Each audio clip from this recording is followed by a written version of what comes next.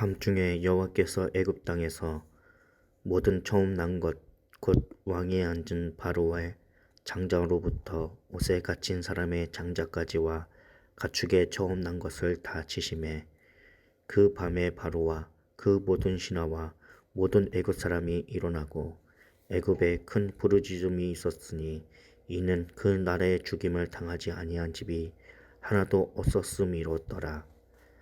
밤에 바로가 모세와 아론을 불러서 이르되 너희와 이스라엘 자손은 일어나 내 백성 가운데서 떠나 너희의 말대로 가서 여호와를 섬기며 너희가 말한 대로 너희 양과 너희 소도 몰아가고 나를 위하여 축복하라 하며 애굽 사람들은 말하기를 우리가 다 죽은 자가 되도다 하고 그 백성을 재촉하여 그 땅에서 속히 내보내려고 하므로 그 백성이 발교되지 못한 반죽을 담은 그릇을 옷에 싸서 어깨에 매니라.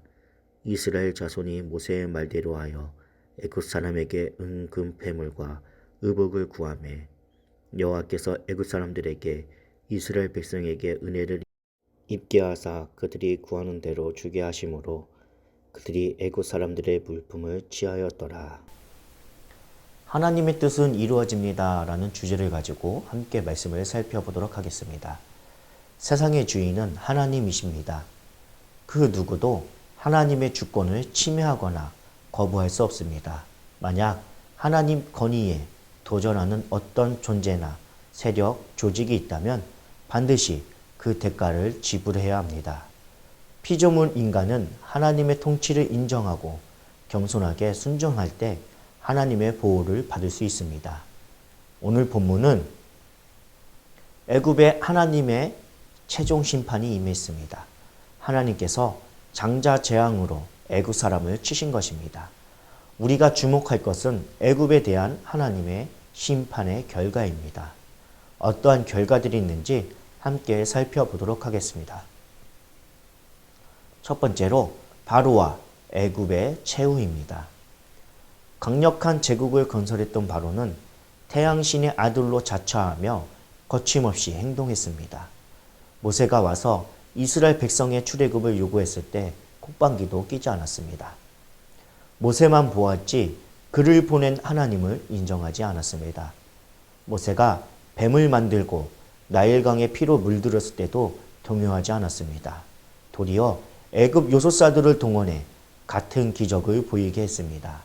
하지만 이후에는 더 강도 높은 재앙이 닥쳐와 모든 식량과 가축을 잃고 생존할 수 없게 되었습니다.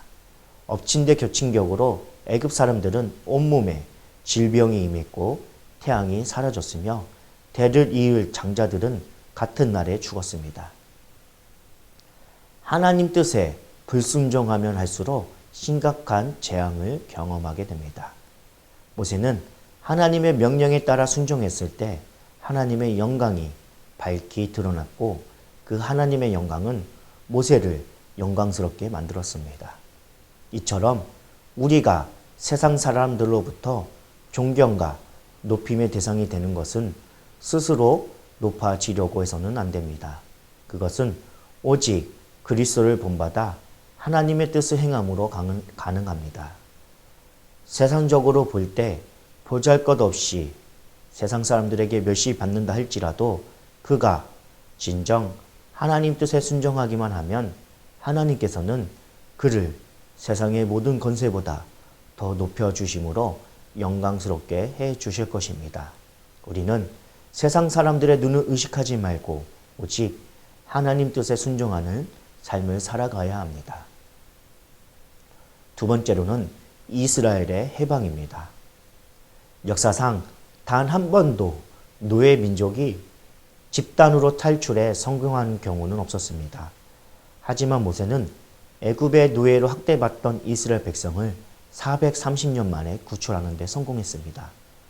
바로는 철병거로 무장한 무적의 친위 부대를 거느리고 있었지만 모세는 지팡이 하나만을 갖고 있었습니다. 하지만 하나님이 역사하시자 모세는 바로를 꺾었고 이스라엘 백성을 당당하게 출애굽을 할 수 있었습니다. 하나님 앞에는 인간의 능력은 중요하지 않습니다. 아무리 강한 사람이라도 전능하신 하나님과 비교하면 아무것도 아닌 존재입니다. 중요한 것은 하나님이 누구의 편인가 하는 것입니다. 하나님이 손을 들어주시는 사람이 최후의 승자입니다. 우리도 하나님의 뜻에 합하면 하나님께서는 우리의 손을 들어주실 것입니다. 세 번째로 두려워하는 애국가, 담대한 이스라엘입니다. 처음과 비교했을 때 모든 상황은 완전히 역전되었습니다.